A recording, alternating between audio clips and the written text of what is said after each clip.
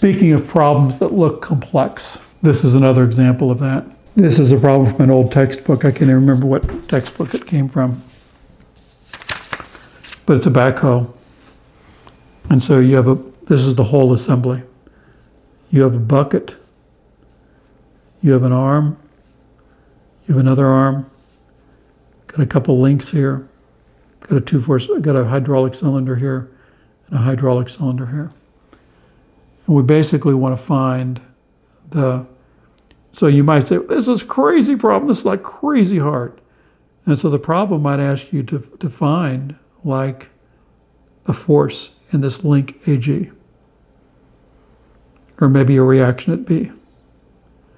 And so again, if you look at the whole picture, it just overwhelms your eyes with its complexity. But if you learn to draw a free body diagram, it's actually not a super hard problem.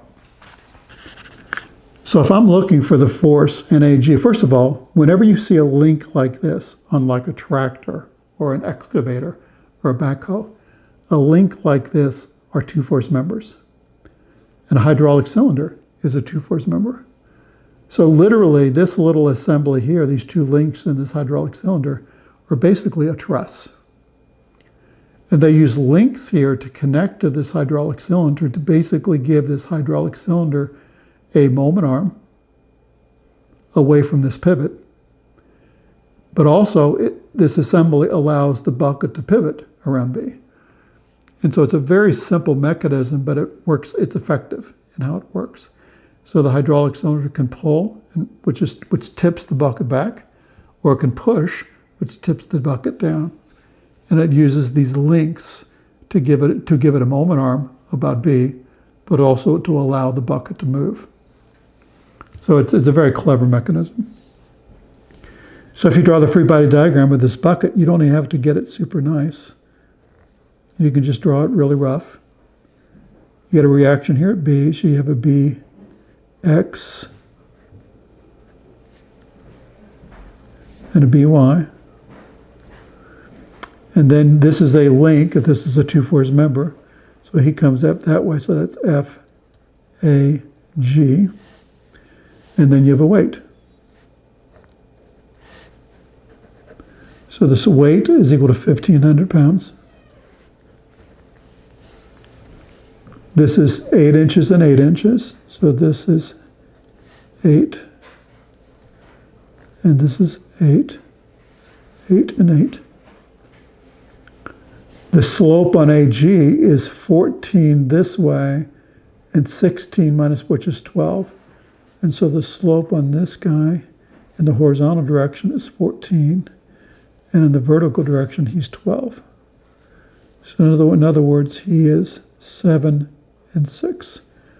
And then this is the square of 7 squared is 49, 6 squared is 36, 49 and 36 is 85.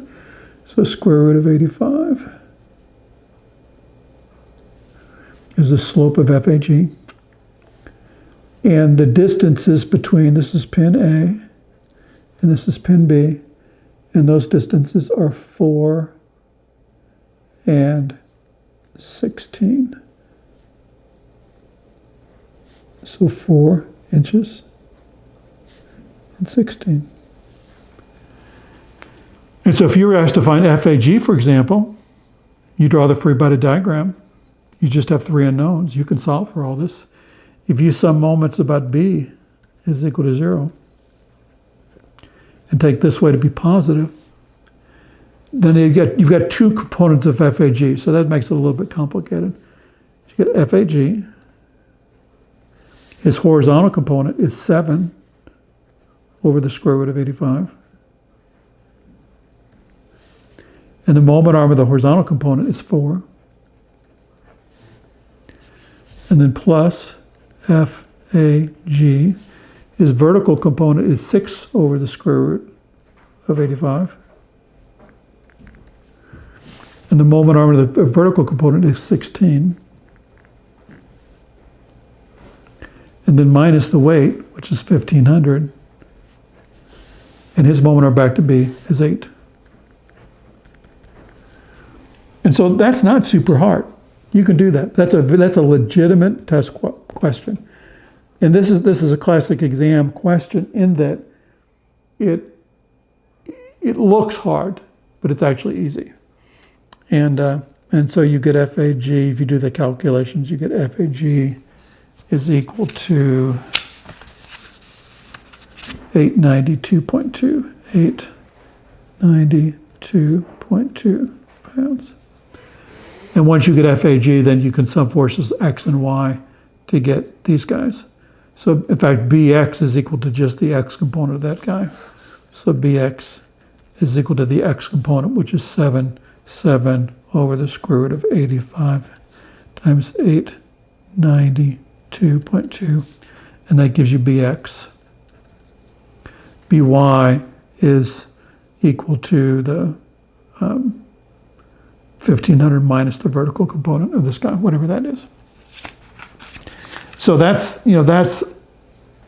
so asking you for a bucket like that is a legitimate test question. Looks hard, but it's actually not super hard. You should know how to do that. This kind of works through it. It's not, working your way through this guy is way too complex for an exam. But I want to just show you also, this is the power of a free body diagram. So what if you were asked for the force in this hydraulic cylinder here? You're going like, man, that sounds super hard. What in the world's going on here? You can just draw a free body diagram of this whole thing, and that's what we're doing down here. Take this whole thing right here and just draw it as a blob. Okay, so here's a blob. So all of the detail internal to this guy, you don't care. Just draw that as a blob. You got a 1,500 weight acting out here. You have a 2,000 pound weight acting here. This is, it's a little hard to read.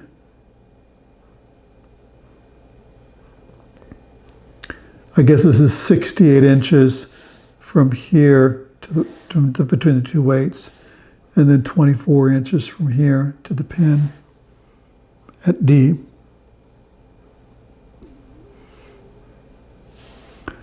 And so you got a pin at D, the pivot point right here, dx and dy. And then you have this hydraulic cylinder here, which is FE.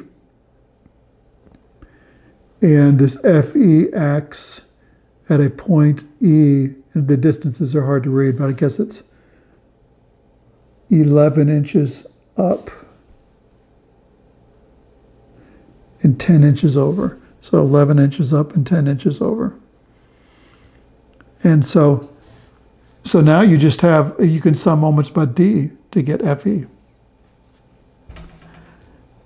And so I'm not going to go through it, but so use the free body diagram to create a simple, solvable representation of the problem that will help you get what you're looking for. And use the free body diagram to keep yourself from being overwhelmed by the face value complexity of a problem.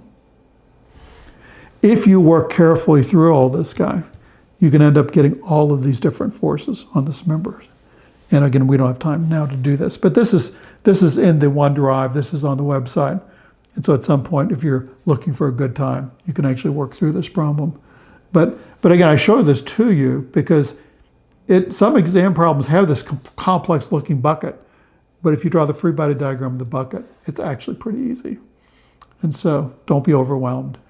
Simplify it, draw a free body diagram, and succeed, win, be a winner.